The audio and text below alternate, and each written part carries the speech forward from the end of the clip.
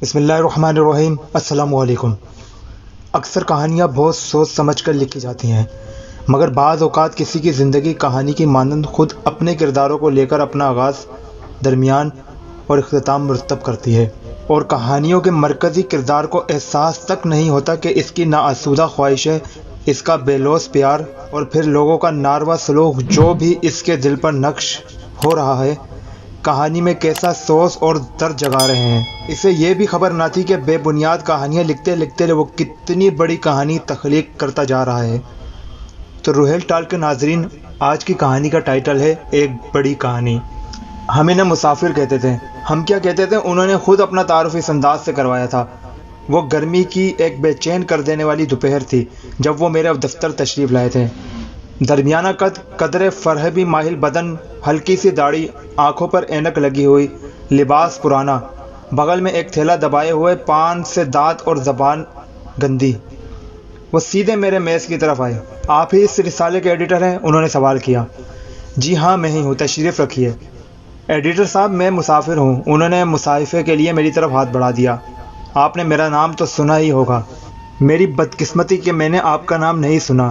کوئی بات نہیں۔ انہوں نے ایک میلے سے رومال سے اپنا پسینہ خشک کیا۔ بہت گرمی ہے جناب، قیامت کی بے شمار نشانیوں میں سے ایک۔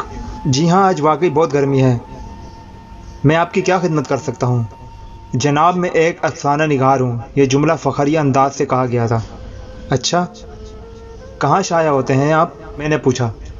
ابھی تک تو کہیں شائع نہیں ہوا۔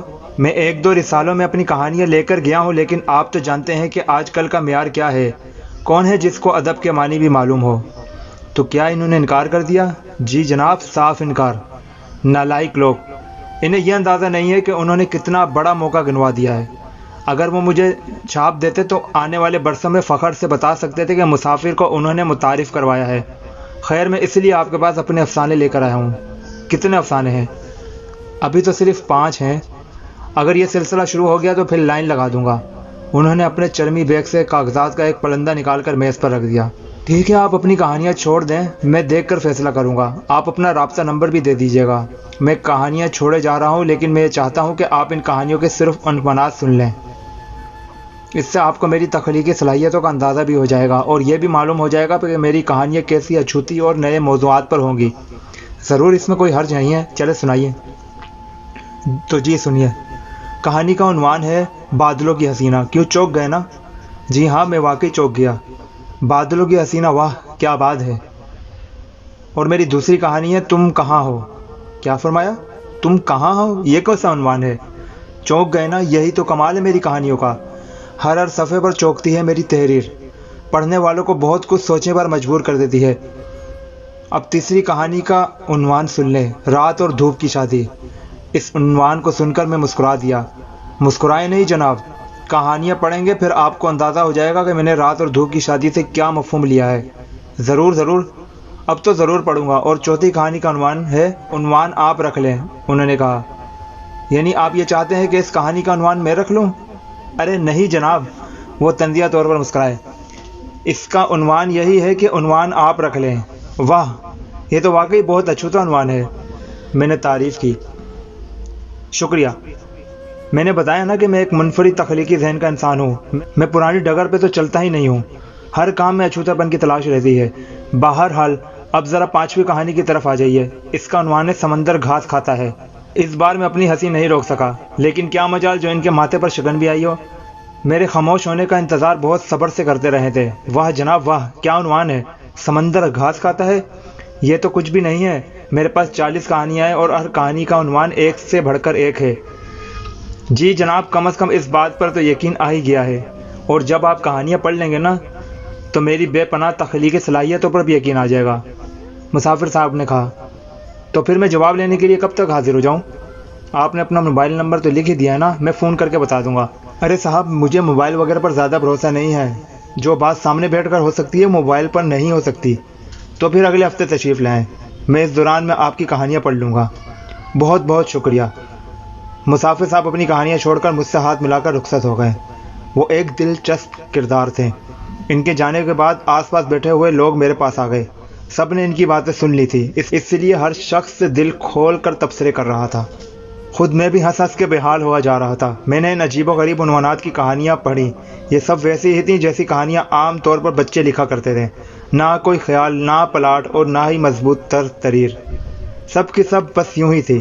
مسافر صاحب کچھ دنوں بعد تشریف لائے، بہت پر امید دکھائی دے رہے تھے۔ جی جناب، آپ نے میری کہانیاں تو پڑھی لی ہوں گی؟ جی جناب، پڑھ لی ہیں۔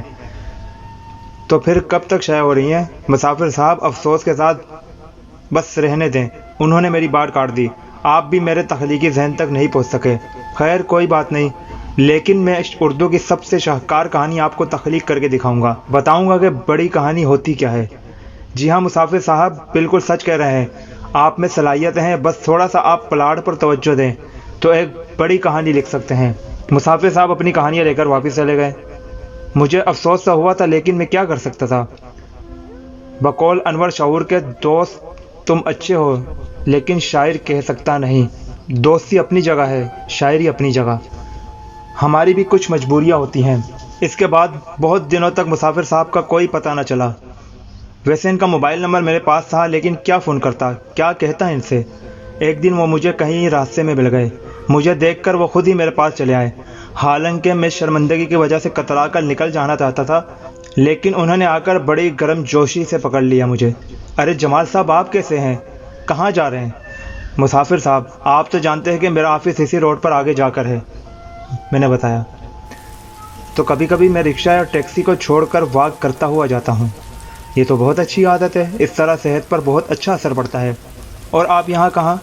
بھائی جس طرح آپ کا آفس یہاں سے قریب ہے، اسی طرح میرا گھر بھی یہاں سے قریب ہے۔ آئے میں آپ کو سامنے والے ہوٹل پہ چائے پلاتا ہوں۔ نہیں مسافر صاحب، پھر کبھی صحیح۔ اوہو، تکلف نہ کریں، آ جائیں، آپ کو ایسی چائے پورے شہر میں نہیں ملے گی۔ مسافر صاحب مجھے اپنے ساتھ ہوٹل میں لے گئے۔ یہ عام سا ہوٹل تھا، لیکن اس کی چائے واقعی لذیذ تھی۔ ایڈیٹر صاحب، آج کل میں ایک بڑی کہانی لکھنے کی پلاننگ کر رہا ہوں، مسافر صاحب نے چائے پینے کے دوران بتایا۔ ایسی کہانی جو براہ راست دل میں اتر جائے، جو آنکھوں کو نم کر دے۔ آپ بھی مان جائیں گے کہ مسافر میں کیسی صلاحیتیں ہیں۔ کیوں نہیں مسافر صاحب، کیوں نہیں؟ مجھے امید ہے کہ آپ میں یہی لگن رہی تو آپ کوئی بہت بڑی کہانی تخلیق کر لیں گے۔ ہم نے چائے ختم کر دی تھی، میں نے ان سے اجازت چاہی اور اپنے دفتر آ گیا۔ وہ آدمی مجھے پرخلوص اور سیدھا سادہ دکھائی دیا تھا، بس ایک پرابلم تھی اس کے ساتھ کہ وہ دنیا کی سب سے بڑی کہانی لکھنے کے جنون میں مبتلا تھا۔ عام طور پر کہانیاں لکھنے والے اپنے ذہن میں کوئی پلاٹ بنا لیتے ہیں اور یہ سمجھتے ہیں کہ بس انہوں نے ایک شاہکار کہانی تخلیق کر لی ہے، جبکہ انہیں یہ نہیں معلوم کہ صرف پلاٹ کے کہانی بننے تک خون تھوکنا پڑ جاتا ہے۔ یہ کوئی آسان نہیں ہے۔ بہرحال کئی دنوں کے بعد پھر اس راستے پر مسافر سے ملاقات ہو گئی۔ اس بار اس کی ضد کچھ ہو رہی تھی۔ جناب، اب تو میں اس طرح نہیں جانے دوں گا۔ مسافر صاحب، آپ مجھے چائے تو پلوا ہی چکے ہیں، میں نے کہا۔ چائے نہیں جناب، کباب، مسافر نے کہا۔ میرے اپنے ہاتھ کے کباب؟ آپ نے اتنے لذیذ کباب کبھی نہیں کھائے ہوں گے۔ وہاں مسافر صاحب، آپ تو اس فن کے بھی ماہر معلوم ہوتے ہیں۔ بس آپ آ جائیں، میرا گھر یہاں سے قریب ہی ہے، 10 منٹ کے لیے پلیز۔ اس نے یہ بات اتنے عاجزی اور خلوص سے کہی تھی کہ میں انکار نہیں کر سکا اور اس کے ساتھ ہو لیا۔ اس کا گھر اسی روڈ پر آگے جا کر تھا، ایک منزلہ پرانا سا مکان جس کے بیرونی دروازے پر ایک پردہ پڑا ہوا تھا۔ مسافر نے پردہ ہٹا کر مجھے اندر آنے کا اشارہ کیا۔ آ جائیے جناب، یہ خانہ بے تکلف ہے۔ میں اندر آ گیا۔ 2 کمرے تھے اس گھر میں۔ ایک کمرے کو بیٹھک کے طور پر استعمال کیا جاتا ہوگا، اس نے مجھے اسی بیٹھک میں لے جا کر بٹھایا تھا۔ دوسرے کمرے سے بچوں کے بولنے کی آوازیں آ رہی تھیں۔ تشریف رکھیے، میں ابھی حاضر ہوتا ہوں۔ میں نے ایک کرسی پر بیٹھ کر ادھر ادھر کا جائزہ لیا۔ بہت معمولی سا فرنیچر۔ ایک کونے میں ایک میز پر کچھ کتابیں رکھی ہوئی تھیں۔ یہ کتابیں بچوں کے کورس کی معلوم ہوتی تھی۔ کچھ دیر بعد 7-8 برس کی ایک پیاری سی ایک بچی ٹرے میں ایک گلاس پانی لیے داخل ہوئی۔ اس نے بہت ادب سے سلام کیا۔ انکل ابو ابھی آ رہے ہیں، آپ پانی پی لیں۔ رکھ دو بیٹا۔ بچی نے گلاس میری طرف بڑھا کر ٹرے ایک طرف رکھ دی۔ اس کے ہر انداز سے اس کی تربیت اور سلیقے کا اظہار ہو رہا تھا۔ کیا نام ہے بیٹا آپ کا؟ میں نے پوچھا۔ بشرا۔ اسکول میں پڑھتی ہو؟ جی انکل، تیسری میں پڑھتی ہوں، اس نے بہت سلیقے سے جواب دیا۔ اتنی دیر میں مسافر بھی ٹرے لے کر داخل ہو گیا جس میں کباب تھے، اور ان کی خوشبو سے پورا کمرہ معطر ہو گیا تھا۔ مسافر صاحب، آپ کی یہ بچی بہت سلیقہ ہے، میں نے تعریف کی۔